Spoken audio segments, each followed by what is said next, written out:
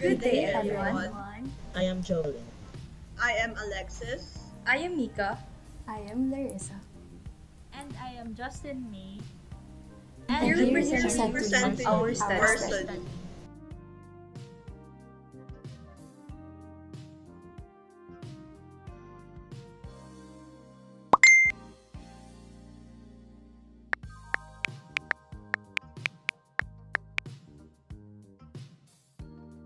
Previous studies have reported that there is a significant increase in social media usage due to the pandemic, particularly due to the emergence of alternative education system, online learning.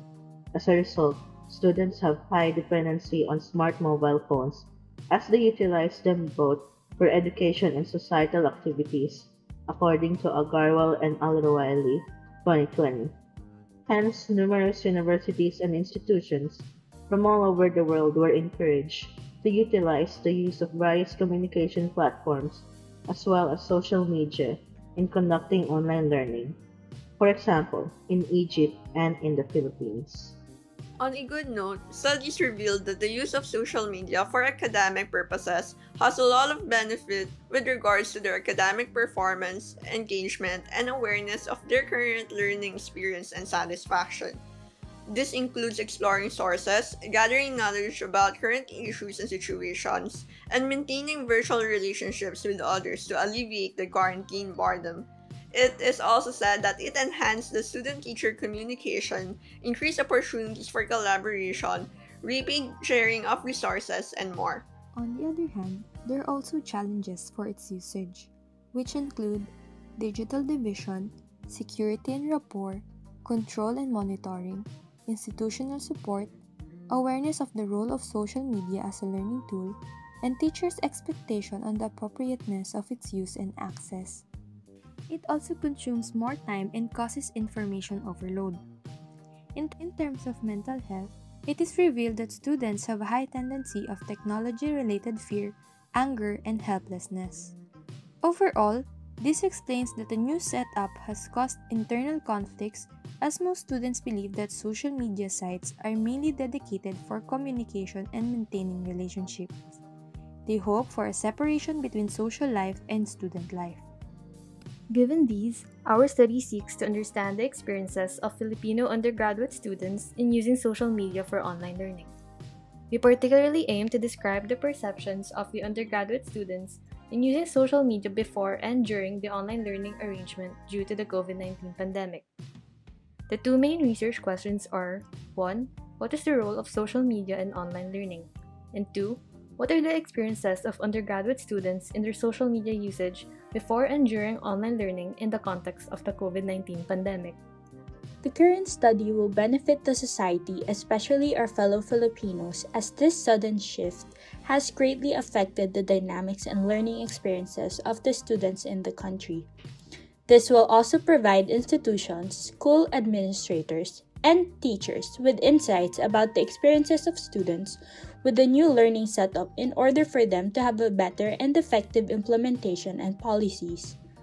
This study will allow NGOs and LGUs to create projects and initiatives that focus on the needs of educational institutions and students in terms of technology, internet access, and any other needs. Lastly, this study will help researchers to discover underlying issues and unexplored areas that still need in-depth investigation.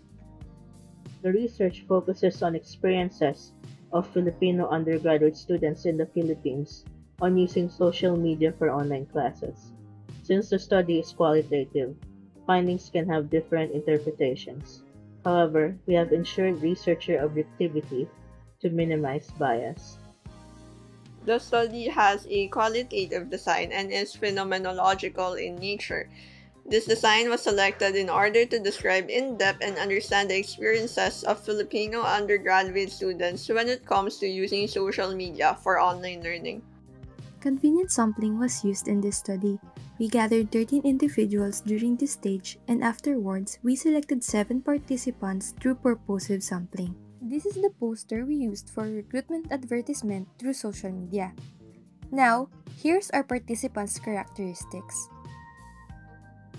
An in-depth one-on-one semi-structured online interview was conducted with questions that are mostly open-ended and revolved around exploring the undergraduate students' experiences in using social media for online learning during the COVID-19 pandemic.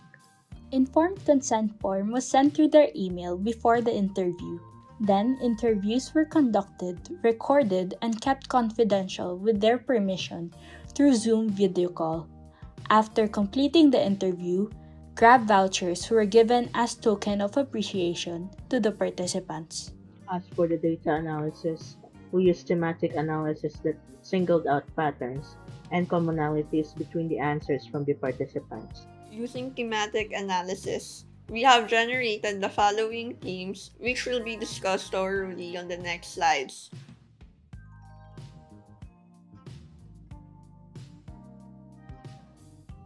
In terms of the role of social media before online classes, students were said to have been using the social media platforms like Facebook, Twitter, Instagram, Tumblr, Snapchat, Pinterest, YouTube, Messenger, and Telegram. They use this for information gathering, socialization, and for leisure. These platforms have been useful in obtaining information such as current events, local and international news and trends. It also serves as sources of inspiration for personal endeavor and content apart from their academic life. Social media allows participants to communicate, keep in touch, and be updated with each other, especially with their family and friends. They also use these platforms to spend their free time, to relax, and to entertain themselves. Second is the role of social media during online learning. The current setup makes use of additional social media platforms that are used primarily for online learning mixed with personal use: Discord, Microsoft Teams, Google Classroom, and Google Drive. The sub-themes under this theme includes communication with classmates and professors and information dissemination. The participants use social media to communicate with their classmates and professors. Some shared how this affected their work since not everyone is reachable, thereby having absentees during group meetings. Additionally, some professors make announcements past office or class hours. Discomfort was also brought up with the idea of working in groups with whom most are strangers. These platforms also offer the participants the convenience in disseminating information. Third is the effect of using social media for online learning, which targeting the following: attention span, increased stress level, time consumption, disruption of work-life boundaries, increased social media usage, and self-evaluation or self-perception. Social media has been a distraction for the students, and this results in the disruption of their attention span.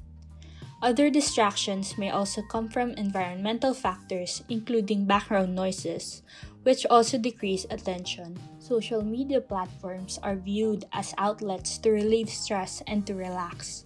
Hence, the merging of social media with online learning lessens their ways of de-stressing and instead increases their levels of stress due to situations wherein they spend more time using their mobile phones or other gadgets.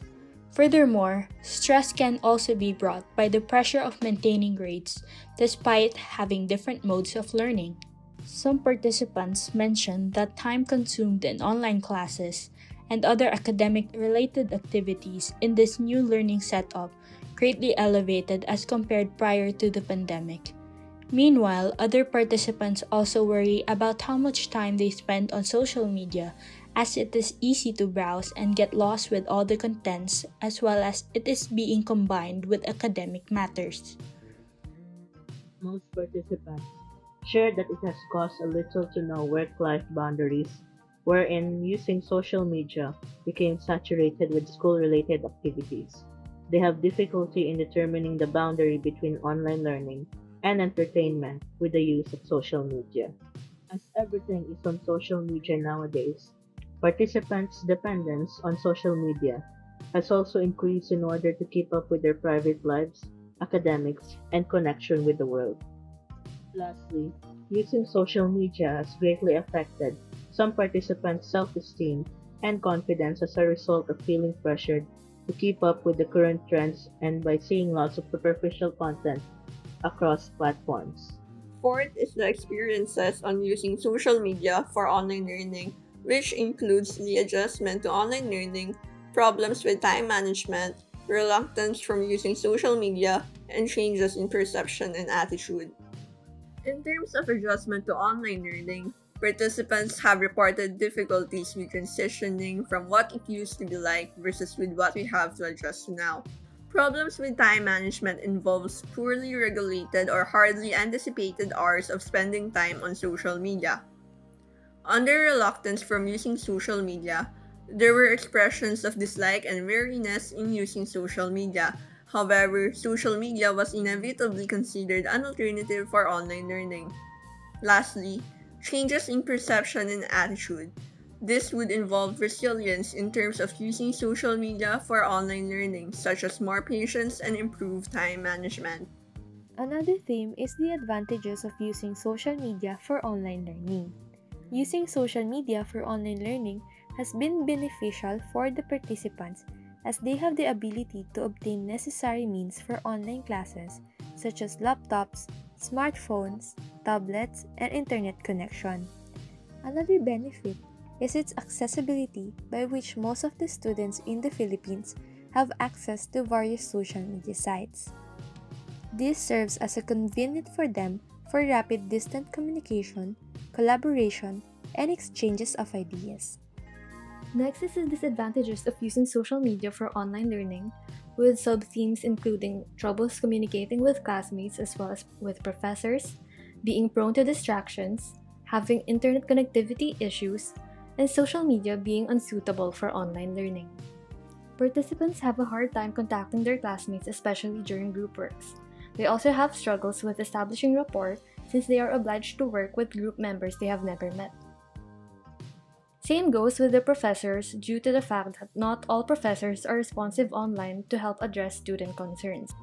As mentioned earlier, students are prone to distractions such as pop-up notifications, given that both online learning and communication can be accessed through the same devices and platforms.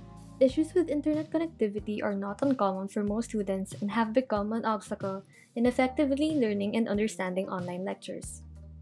Lastly, despite having a learning management system for other universities, participants reported that some professors still prefer using social media in conducting online classes. This results in confusion and struggles for the participants as social media are used for both communication with professors and submissions of requirements. Our next theme is the aftermath of social media usage for online learning, their coping methods. This includes using non-academic social media platforms, setting boundaries, fact verification, acceptance of the current situation, eliminating distraction, and time management. Participants found a way to use platforms that are neither related nor connected with online learning, such as YouTube and Netflix. In this way, students are able to de-stress or relax.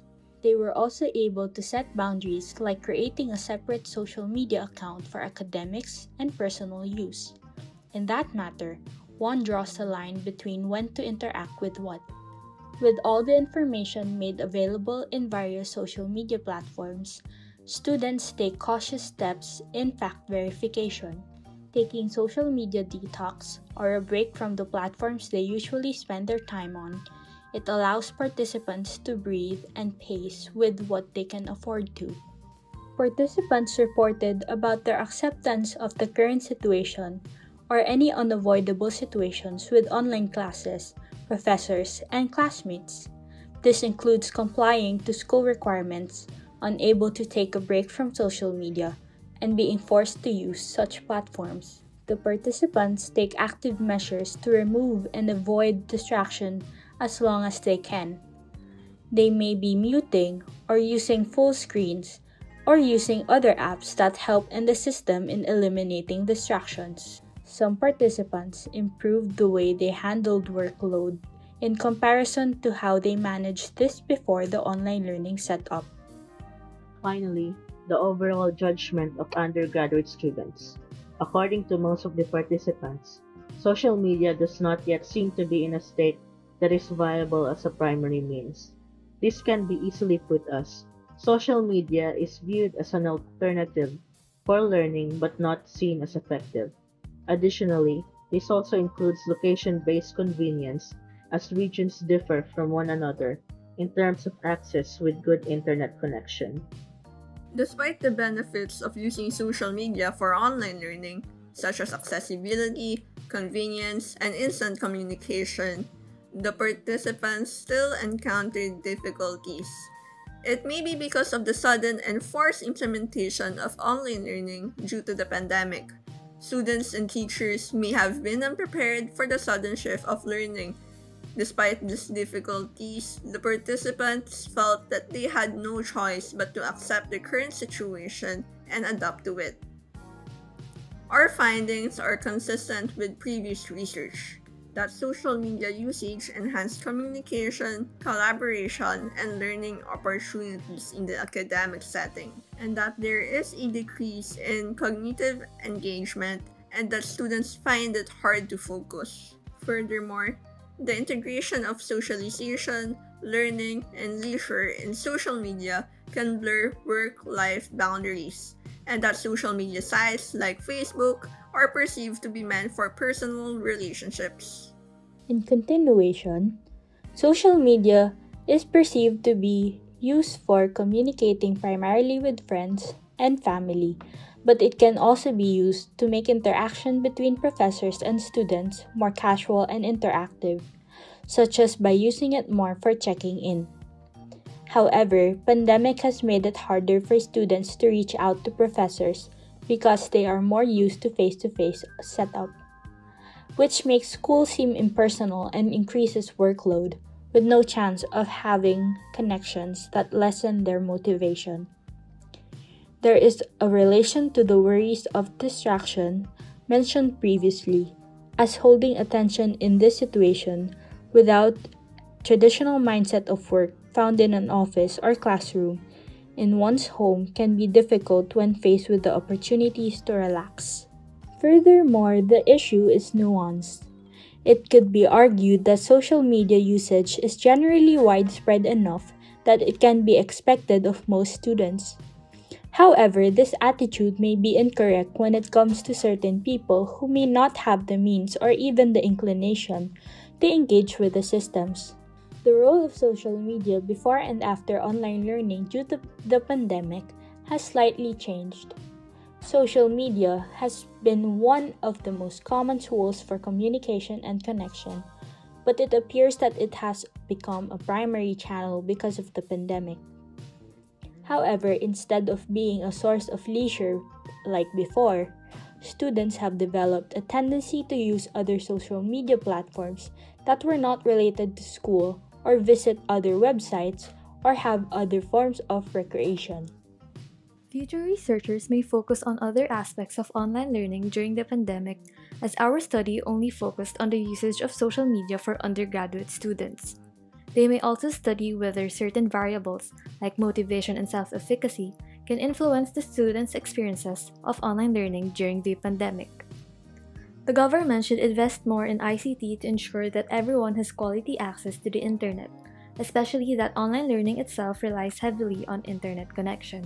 Educational institutions should provide seminars on how to use existing learning management systems to decrease the disruption of work-life boundaries for students due to the usage of social media for academic purposes. Although both public and private university students were collected to create a more representative sample, all of the participants are based on Luzon. As such, precaution should be taken when generalizing the study for the entire country. Their experiences of using social media for online classes were only described in the study. Hence, other factors where online learning may not be effective for them needs more in-depth investigation. The socioeconomic status of the participants in the study are not as diverse. Most of them belong to the middle class. Socioeconomic status may influence their adjustment, coping, perception, and general experience of using social media for online learning. And that's for our study. Thank you for watching.